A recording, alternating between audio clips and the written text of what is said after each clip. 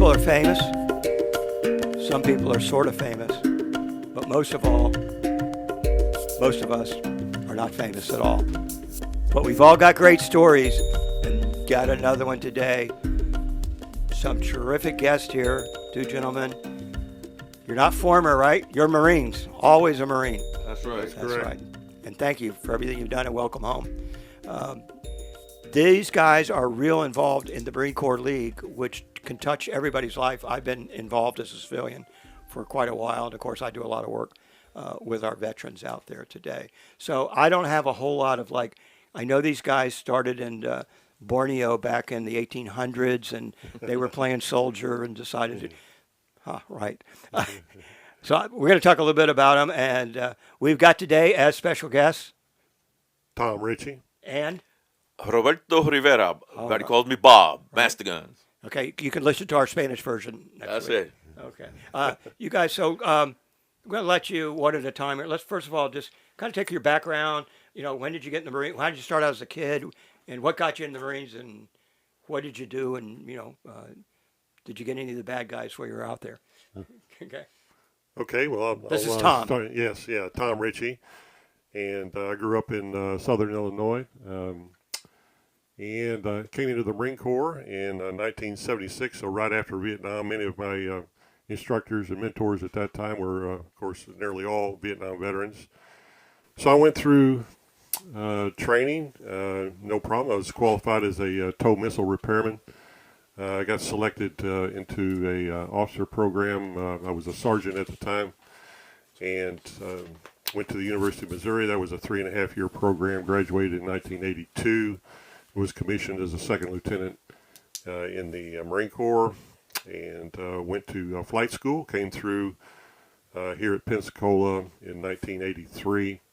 Did the training, went up to Whiting Field, was selected for jet training. Went down to Beeville, Texas, trained, got my wings in 1985, and went to the fleet. And so I was training and flying F-18s in Beaufort, South Carolina, 2nd Marine Air Wing, Marine Air Group 31 in Beaufort. And in 1990, Saddam Hussein invaded on August 2nd into Kuwait, and we were ready for another Westpac deployment.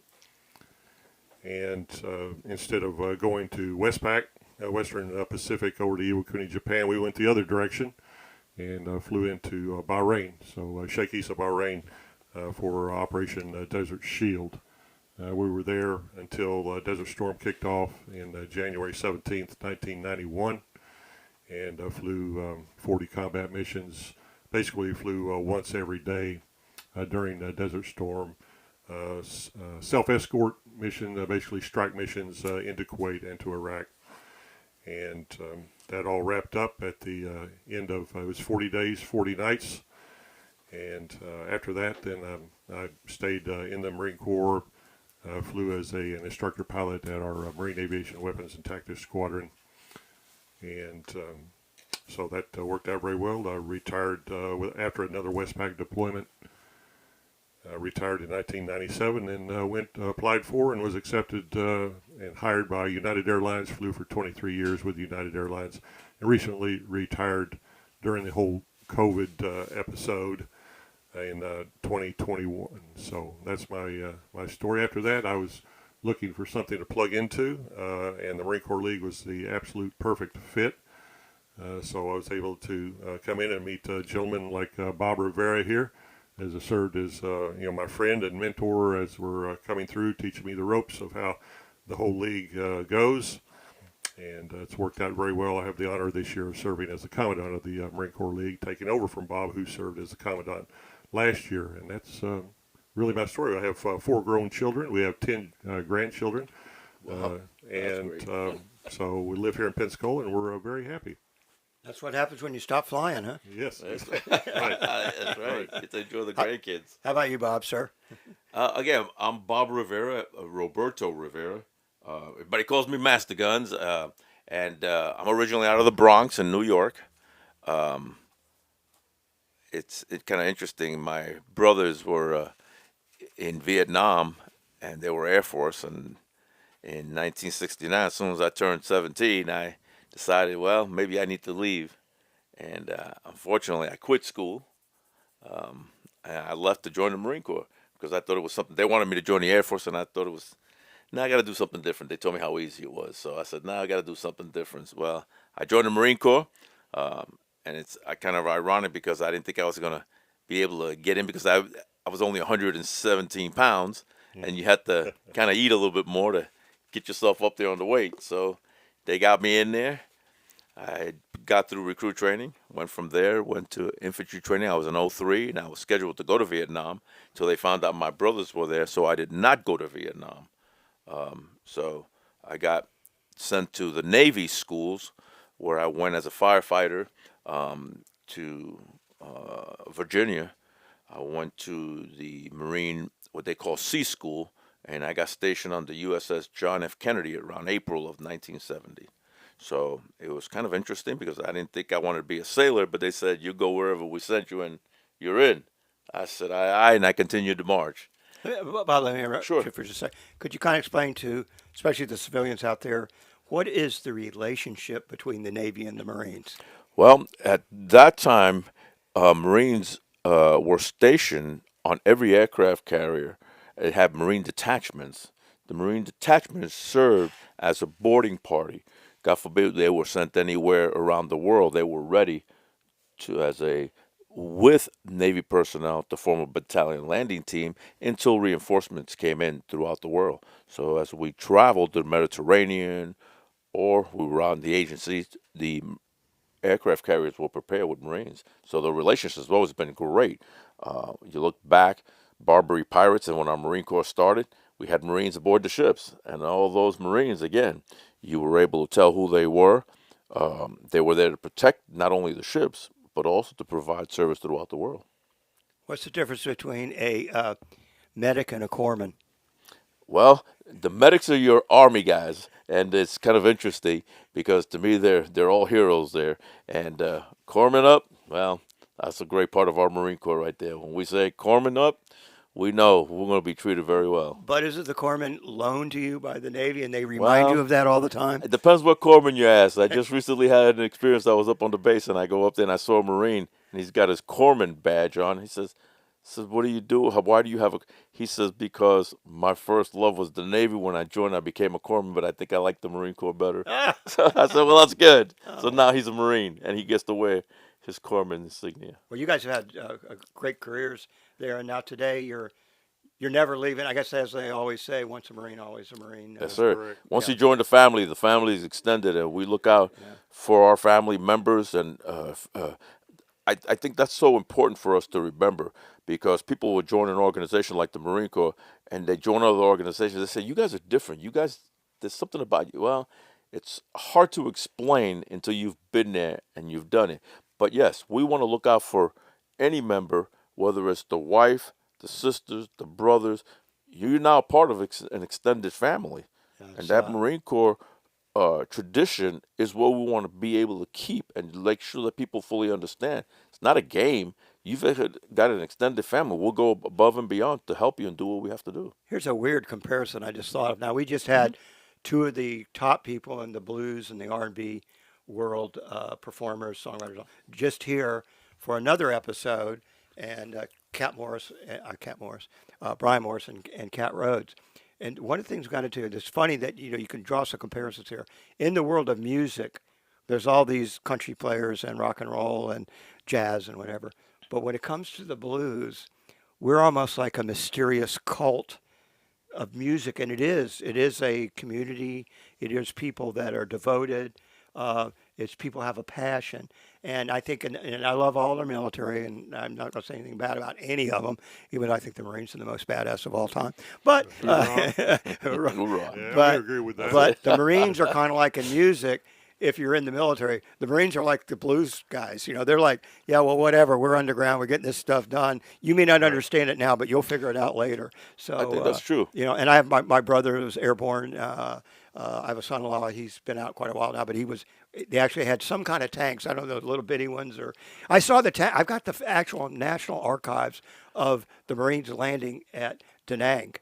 in black and white, and these tanks were like little, like the ones you would see the Japanese running around in, but they were small. They weren't like.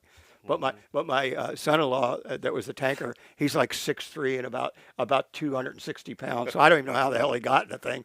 But he's coming to your 250th. He's very scaled good. down. He's got That's his uniform. great. I can get it on, and I noticed he's got a swagger stick. I have one very similar because really, Yep. it's amazing because I look at this swagger stick, and when I was aboard the ship, we kept traditions, and even when I became a corporal, I got a small swagger stick because I earned my red stripe on my trousers, and today I still have some of my original swagger sticks. And the Marine Corps, our captain, who was a Marine captain, not to get him mixed up with a full bird naval captain, used to walk around all the time with a swagger stick, and it was a tradition. And he says, "We give it to you as part of our tradition to maintain our his tradition." nickname was Patton.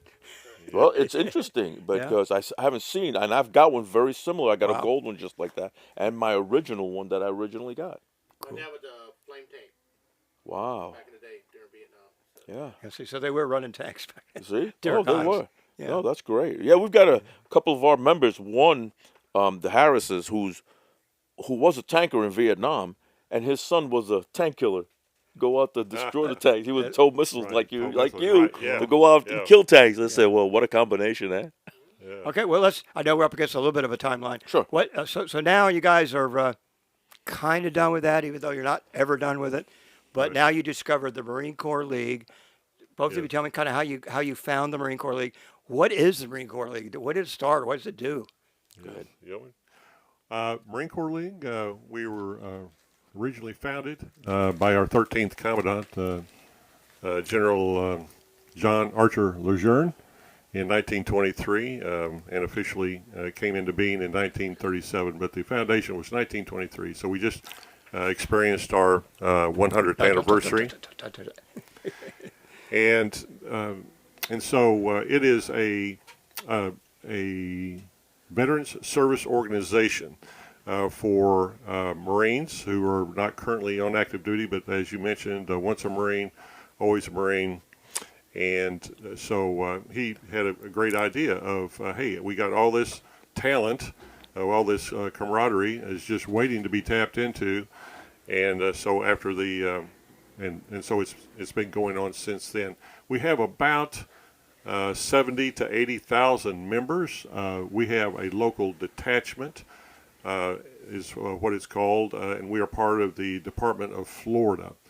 And then we have a Southeastern Division, which is the Southeastern States, and there are 7 different divisions in the United States. And so, as I mentioned, we have quite a few members. We have conferences occasionally, but we have meetings every month, and we have all kinds of activities, which I think we're going to talk to here in just a little bit.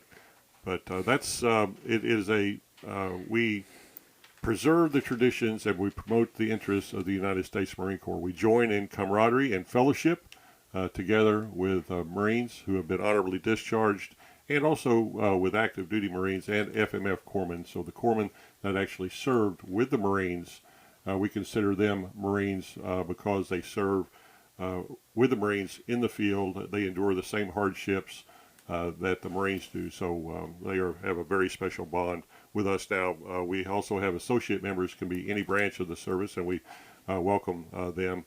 But primarily it's Marines. But so that's what we do. We have, I mentioned community service.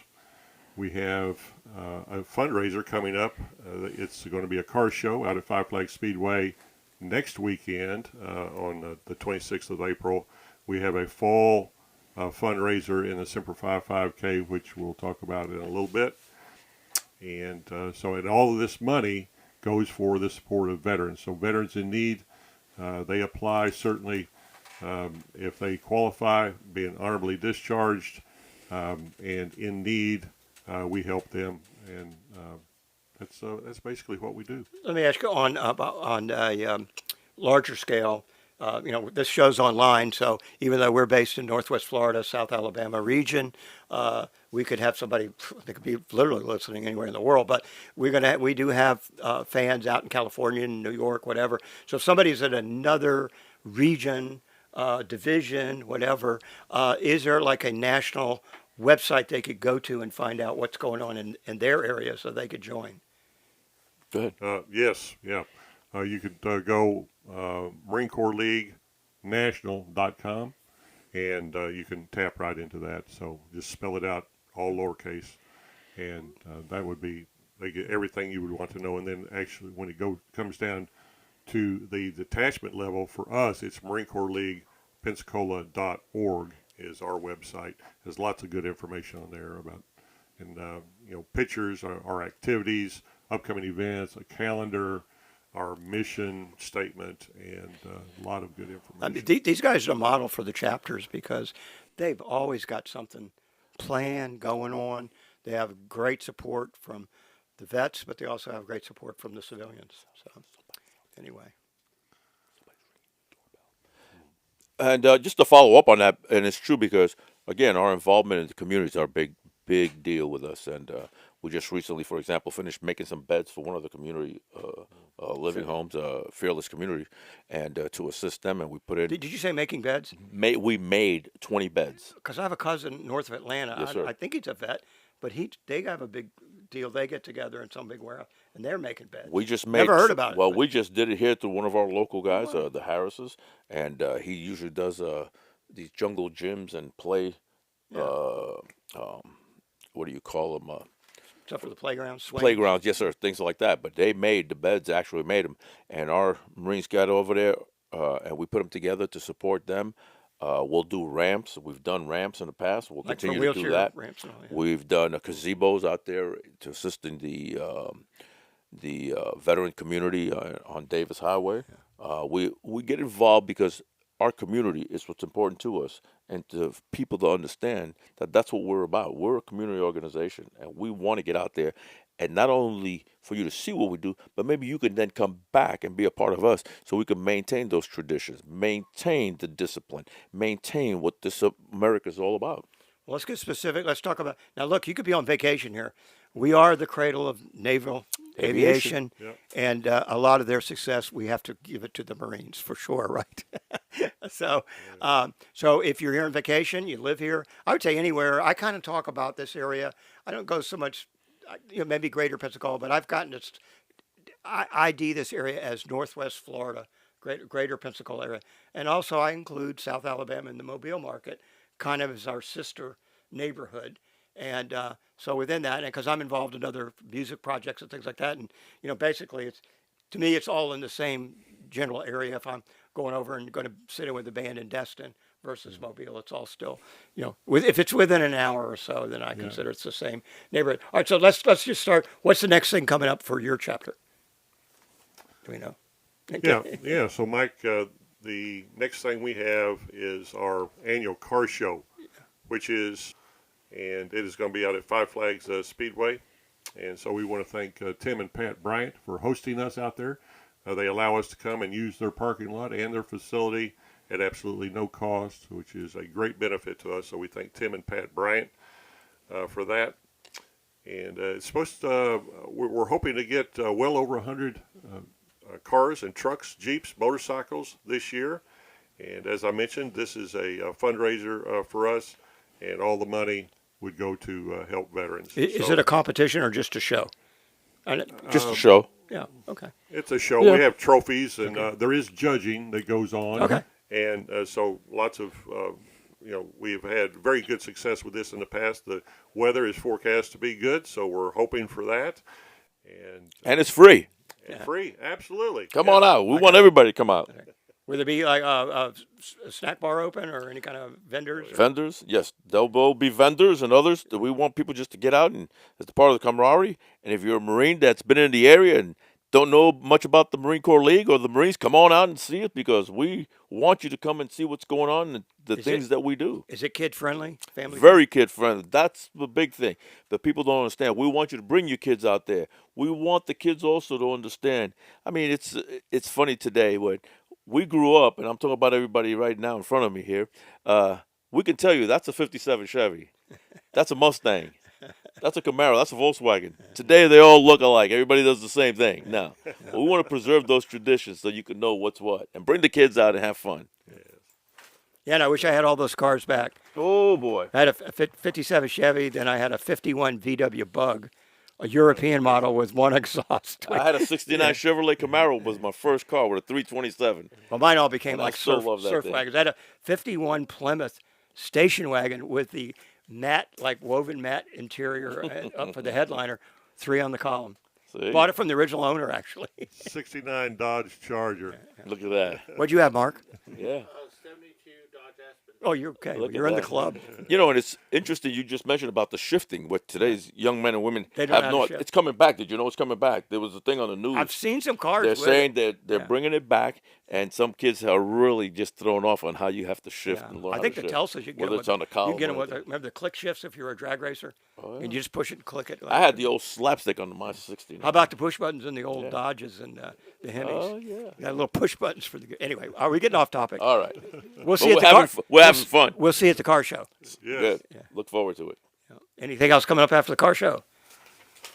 We have a speaker series that we're quite proud of, and this has been going on this will be the 13th year. And during the last Thursday of each month between May and October of each year, we have a guest speaker, a guest of honor, highly qualified military folks coming in and speaking with us. This all takes place down at Seville Quarter, and it is the last Thursday of every month. We start promptly at 6 p.m. That's 1800 for all the military folks out there, and we are very proud of what we have going on this year for this schedule.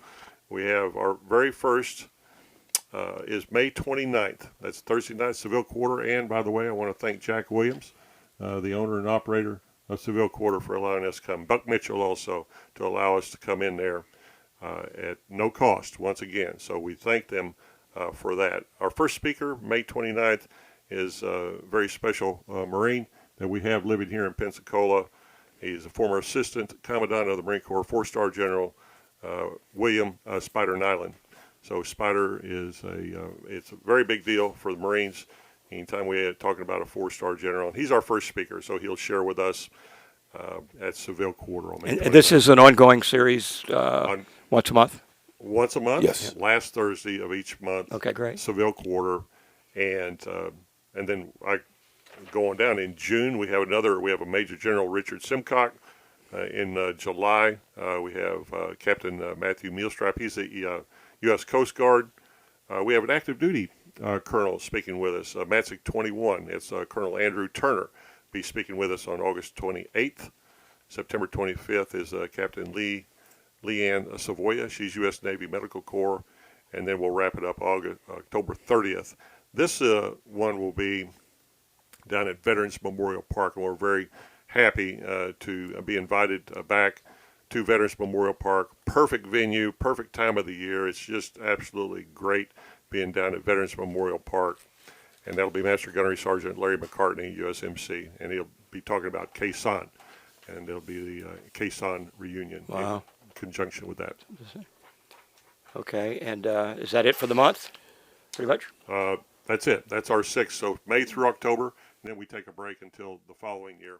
But that'll be our 6th. Okay, so speaker for this season. group here, is there like a separate website? I mean, you may have already answered this. No. No, it's all part of the Marine Corps League. You can find it on our website. Okay. It'll be on there. All right. Schedule will be there. Now I'm gonna, if that was the last event you're doing this month, and the ones next few months, a lot of people are just now finding out there is going to be a substantial Vietnam veteran thank you event over in Fort Walton Beach, which is about a 20-minute drive from here at the fairgrounds on the 30th. And I don't know, what is that, Producer Mark? Is that a Wednesday or a Thursday night? Do you know? But anyway, this is how new this is a flash, okay? So I get a call from one of our buddies. I don't know if it was Forrest or whoever. Are you going to see Rocky Blyer? Now, Rocky Blyer was Army, But if you know who Rocky Bleier is, four-time Super Bowl champion with the Pittsburgh Steelers, wounded in Vietnam. I think got hit with a hand grenade and then got shot. Running back, he was All-American from Notre Dame, and I think I don't know what he may have won the Heisman as far as I know. Anyway, they drug him out of there. In fact, Rocky told me as we went into this project, I'm going to tell you about, that he was really pissed because his next R&R, or the only R&R he would have had, the first one, would have been in country at China Beach, and he never got to go. So, but the Rooney family, Art Rooney, old man, came to him, I think in Japan. He might have been in the hospital there. He says, I'm going to give you, you're like a son to me. I'm going to give you 2 years. In 2 years, Rocky was winning freaking Super Bowls. He was that, I'm an old Miami Dolphins fan. We had a guy named Howard Twilley. If you needed 6 yards, if you needed a touchdown from the 6-yard line, if you needed somebody to fake everybody out, this guy Howard Twilley was the guy. Even the name sounds fakey. But that was Rocky. He was the, when all else failed, give it to Rocky. I mean, some of the catches he made, but he never was that fast. He wasn't that, he didn't have that many catches, but the ones he had were like freaking touchdowns. So anyway, Rocky's coming here. The story is this. My top documentary that I own with Dave Barnes is called Back to China Beach. And people come to us, China Beach, was that a TV show? Yes, there was a TV show, 1988 through 92. Dana Delaney got launched there, her career. Robert Picardo from Star Wars, I believe, still played a doctor who was on there. And Brian Wimmer was the pretty boy on there. In fact, Larry Martin, who's Mr. China Beach that lives here, his character is of Larry is Brian Wimmer, basically plays Larry in the show. But it always goes back to that movie Apocalypse Now and the guys surfing in the battle. I said, well, that's pretty far out there. And I says, I think there was some drug taking in Vietnam. Correct me if I'm wrong. I said, but, how the hell are you going to take this anyway? The whole thing is 17-year-old guy gets off an airplane and goes, what world of bizarreness am I in now? Smells weird, looks weird, weird food, everything's weird. But so we wanted to do a film, and you have to sometimes, you got to focus on a very small piece of a story. The Vietnam War is a huge story. It's complicated. There's many pieces. Again, you can break it down into a pretty simple thing. We could have won that war and got the hell out of there in a matter of months. Ho Chi Minh himself, if he was alive, would have told you that. But he said they faked us out thinking they were doing better than they were. Like certain political groups today, I think they scream louder than they got a big bark, but not such a bite, So anyway, we tried to find a celebrity, hopefully somebody served, but it didn't matter, that would introduce the film as this film is legit. Everything in this film is true. These are real veterans. These are real people that were there. This is no BS you're learning in public school that these are baby killers. Babies get killed in every war, okay? But the great stories about building orphanages and saving people and trying to keep people away from communism, and of course that's all changed today. I went there with the film crew, so I've seen it with my own eyes. Totally changed. And the war is over, guys, and they would love to have you back as a guest. And it just, I don't know about the North, but they'll treat you like rock stars in the South. And we went back with a guy. We were this 22nd trip back, the first non-veteran group to finish our film over there. But so Rocky is he gave of his time. He does the intro to the film. You can watch it at MikeCottonProductions.com. We have it on DVD. But we really like going out for the groups like the Marine Corps League and actually showing the film. I think we showed it to you guys back in November. And we raised a couple $1,000s. We sold some DVDs, made lots of new friends, and got other bookings. But this film, I like to say, in everything I've done in news, and I'm not talking about whoever might edit our stuff, but our stuff that we own, you better not get caught editing it because you could be in some trouble. If you can find anything in there that's fake news, I'll give you $1,000 cash right now. Nobody's collected. And I don't know if you remember, they go, what are you talking about? I said, do you remember Trader John's? That's where they used to get their wings here. Oh, yes. Yeah. I was the last promoter of Trader John's. Wow. Okay. And after he died, great. for Matt Heckelmeyer, who was a flight instructor. And that's a whole other sad story, really. But Trader had a thing. If you could catch him with the same color socks on, you could have free drinks for the rest of your life, the rest of the week. Yeah. How many people caught him? Nobody. Nobody, right? Okay, so I'm Trader John in that case. But Okay, so Mike- Rocky was a great help to us, and so we're trying to get as many people. You're going to hear this before it happens. It's the 30th. If you don't have a China Beach T-shirt and or a hat, we're going to donate them because what we're going to do is we're going to all wear the vets are going to wear their vet jackets. I'll wear some kind of sport jacket. we're going to have our T-shirts on under the jackets. I'm going to call Rocky Blyer in a little while and tell him what we're doing. But we're going to be planted all over that arena because the chamber's putting it on, and they kind of look at us as just a bunch of blokes that are going to show up and drink a bunch of liquor. Well, we're going to show them that we love Rocky, and Rocky, he's going to go along with it. But here's what's funny.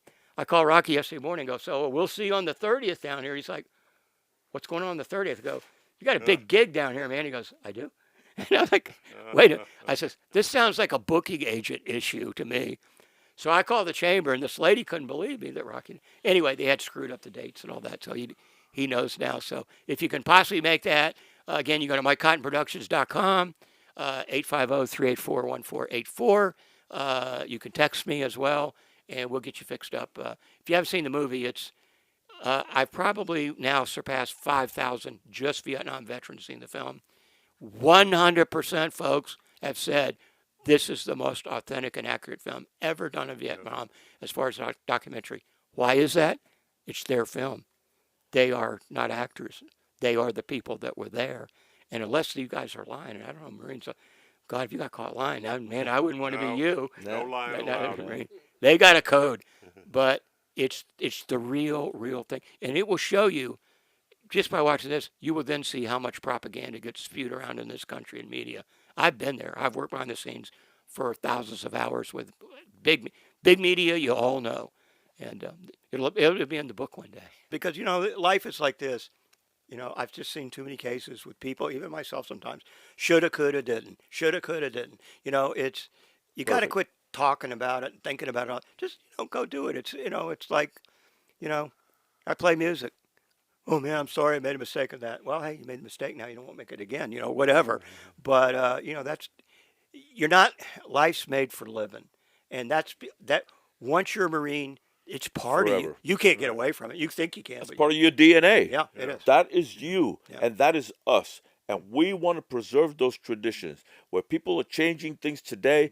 People can't tell you the difference between a man and a female, and I'm not going to get into that. But to me, we want to keep it simple, and we want to keep it to the point where you're a part of that tradition. Yeah. You helped build. You've extended. You've taught others. Yeah. And for me, I'm the perfect example of that because I came from nothing to do the things I was able to do because of good leadership, good mentors, good people who cared. And people today still care.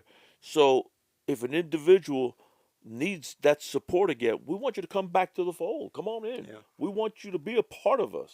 Look, it's something I've learned is obviously the military, the veterans, Vietnam, and soft spot in my heart for the Marines because they've kind of taken me under their wings, and I've gone all over the eastern seaboard and the southeast, showing back to China Beach, and I get treated the same everywhere I go. And sometimes in my open presentation, people say, well, where are you serving? When did you serve or whatever? I says, I'm serving right now.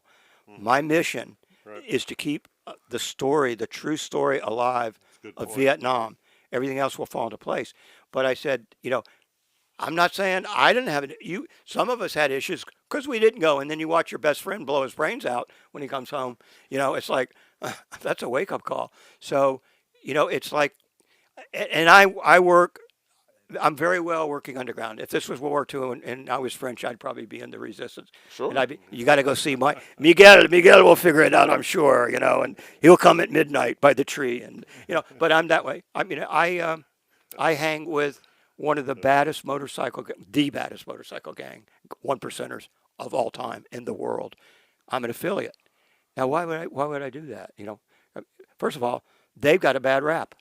They used to think you guys are just going to bars, get drunk, and beat everybody up. So they're going through a transition now of younger bikers coming up that are the real bikers, the 1%ers that live it, and they're going, we don't want to fight your wars. We want to soften the image. I mean, I'm just with these guys 2 months ago. We raised $20,000 for Make-A-Wish. That's a kids group. Awesome. I mean, was it in the paper? No. Yep. But we had one of the members about 6 months ago, a drunk came up and harassed him over in Navarre. He turned around and decked the guy. Yeah. The next headline the next day was, biker wars have begun in Northwest Florida. Biker wars. Yeah. Like there was wars of hundreds of bikers meeting up in the streets. And I'm like, here we go with the media again. So, well, and with the same with blues. With the blues, I do a lot of meetings where we're like, we're like the granddaddies in it now, you know, and we grew up in it, and we have all this freaking, and so we keep passing it on and passing it. So these are almost like, I don't want to say secret societies in a way, but it is, because when you meet one of your own, they don't have to tell you, you know it. Exactly, and that's why when you see Marines, when they go by each other, Semper Fi, Yeah. they know what that means, Yeah. or their family members. But the thing is also, we talk about no veteran left behind. We mean that. No Marine left behind. Right. So understand that no better friend, but no worst enemy. So understand that we are for real, and we are serious about what we try to do with this Marine Corps League. I have So come on and join us. I have a relative that later in life, we grew up, I went 4 years to Georgia Military Academy as a child. It pretty well squared my life away. Right. I mean, there was no favoritism if you were 6 years old. In fact, Look Magazine did a story they called The Littlest Cadet, and that was something. But my brother, he was 10 years at GMA, went to Riverside, got out, got hired by Eastern Airlines at 19, had 1,800 hours at that point. My dad and him were pilots. And then, so he was told by the chief pilot in Atlanta, you're too short. So he got stretched. He got hired. And I said, now we got Vietnam going on. He said, the least we're going to accept is you're going to have to go get in the reserves and get your 6 months out of the way. Because as soon as we train you, you're going to get drafted and you're going to be over there flying whatever. And he's like, oh, well, I don't, I'll go then. But so anyway, this guy he's just one of these crazy guys. He could have gotten a desk job. He goes airborne, And later in life, he retired, had marital problems, had substance abuse problems. He finally hit bottom in Pensacola one day. And I protected him, and I mean, it was a nightmare. Took to my place. All my places, you ever been to my place, they're all hideouts. Wherever I live, they go, where is that? I go, I'll draw you a map, because I'm in the people business. I go home, I just want to, you guys want to come over and have some beers, that's great, but we're not going to have 50 people over. So I called Waterfront Mission just to show you the organizations behind it. Waterfront Mission doesn't receive any government subsidies at all because they pray before dinner. It's the only reason. They say a prayer before dinner. So all of their funds are donations, but not any government, anything to do with government. Right. Do you know he was a Marine, and I called there and spoke. We've done some pro bono work and video for them. And they said, oh, he's a Marine. Oh, no problem. I'll call you right back. I'll be back. Call these guys. They're all Marines that are in the program, and they will come and pick him up. They will take him to a safe place for the next 2 weeks. He's going to have to go in the 28-day program. They will finance everything. When he gets out, they'll help him get a job or get back on his feet or whatever. I mean, who knew? I mean, they just come in from like, where do these guys come from? Doesn't matter. We're here. He's a Marine. And the rest is a happy story. Again, that's what we want to emphasize, that what we do is for Marines and Marine families and for any veteran who needs. We are here to assist. So please, come join us, see what we do, and be a part of what we do. I think we're running out of time. Real quick. Wait, we got one more thing. We got a commercial. Yes. Hey, Mike, I would like to say that 2025 is a very special year for the Marine Corps and the Marine Corps League, and it's our 250th anniversary. Hoorah there, baby. We got signed to film some of it. 250 years, proud years. And so we'll have our Marine Corps Ball. This is November 7th. That's a Friday evening, 2025, down at the Pensacola Yacht Club. And we have a flyer for that. But if you'd be interested in that, you can certainly purchase a ticket. And anybody can come, right?